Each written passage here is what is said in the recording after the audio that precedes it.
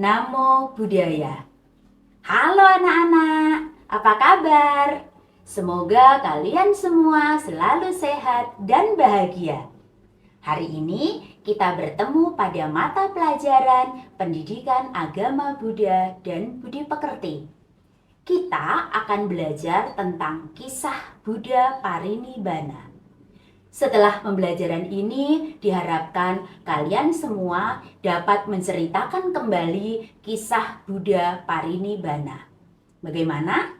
Apakah kalian sudah siap untuk belajar? Mari kita mulai.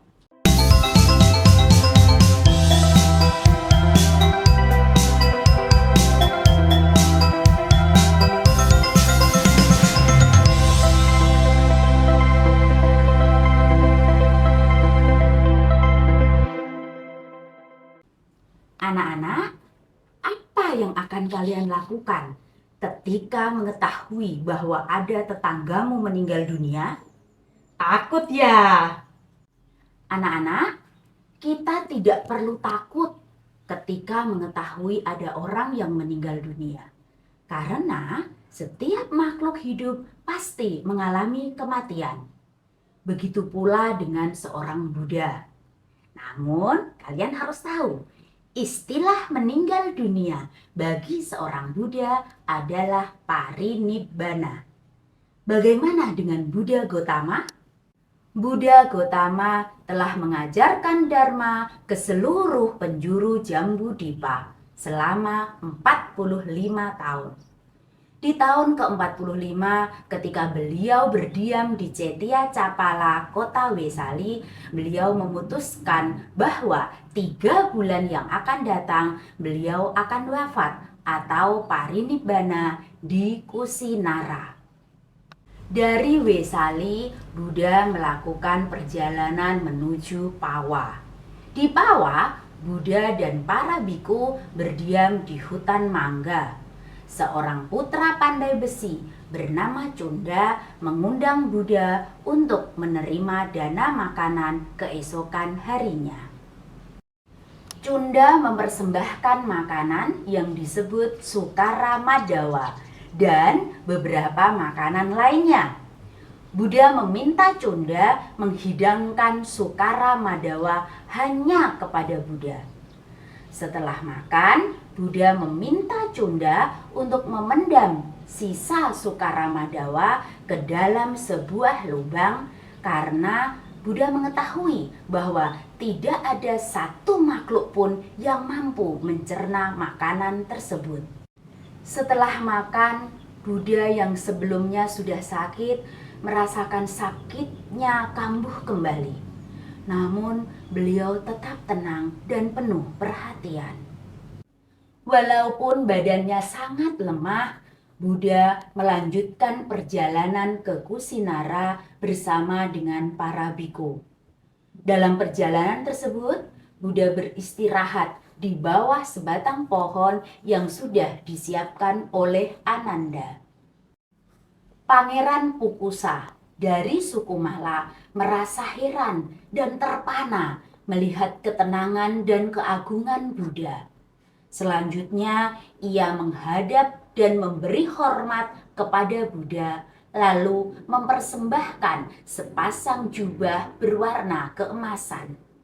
Setelah Pukusa pergi, Ananda memakaikan sepasang jubah keemasan tersebut ke tubuh Buddha.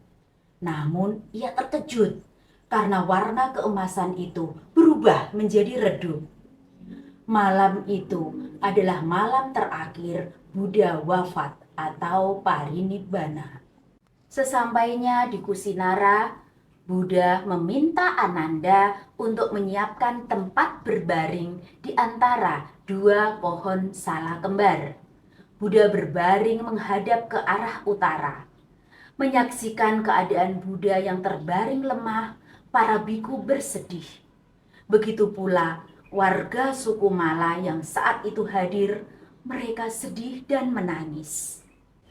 Buddha menghibur para siswa dengan memberikan pesan terakhir. Semua yang berkondisi akan hancur. Berjuanglah dengan penuh kesadaran. Siapapun yang berusaha dengan tekun dalam ajaran ini, ia akan meninggalkan tumimba lahir dan mencapai akhir dari segala derita. Pada saat itu bumi bergetar, bunga-bunga bermekaran bukan pada musimnya. Serbuk kayu cendana surgawi tercurah dari langit. Para dewa dan Brahma saat itu hadir untuk memberikan penghormatan terakhir kepada Buddha. Buddha wafat atau parinibbana tepat Purnama Sidi di bulan Waisak tahun 543 sebelum Masehi. Pada waktu itu beliau berusia 80 tahun. Nah, anak-anak, setelah Buddha wafat atau parinibbana, bagaimana cara kita memberikan penghormatan kepada beliau? Mari kita simak percakapan berikut ini.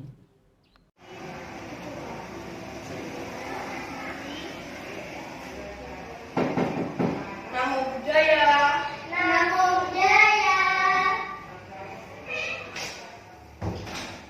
Dini, Putu, sedang apa kalian? Kami sedang melihat gambar riwayat hidup Buddha Gautama. Buddha sudah lama parinibbana. Iya, walaupun Buddha wafat atau parinibbana, kita tetap siswa Buddha dengan mempraktekkan ajaran Buddha. Bagaimana caranya? Melaksanakan puja bakti, meditasi, melakukan perbuatan baik, dan lainnya.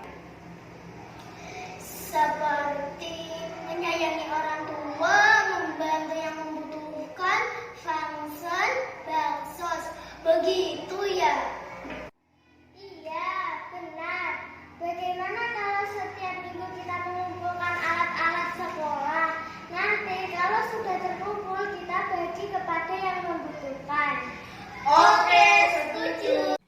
Anak-anak, dari percakapan tadi dapat kita simpulkan bahwa walaupun Buddha telah wafat atau parinibbana, kita semua masih tetap bisa menghormati Buddha dengan cara mempraktekkan ajaran Buddha dalam kehidupan sehari-hari. Anak-anak, sebelum kita mengakhiri kelas Dharma ini, marilah kita menyanyikan lagu Parinibbana.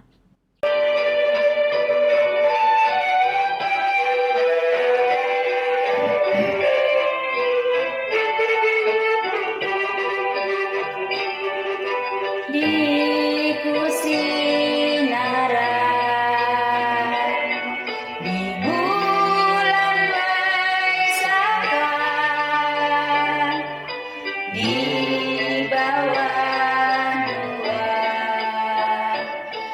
pohon salak yang kembar, Sang Buddha terbaring dengan agung dan mulia, memberikan nasihat untuk yang terakhir kalinya. Saat parinibbana, saat wafatnya Sang Buddha, semua makhluk terlena, terbuai dalam cengkraman duka. Para biku bersujud, memberikan penghormatan terakhir. Dewa pun turut bersujud, tebarkan harum semerbak di hari parinibbana.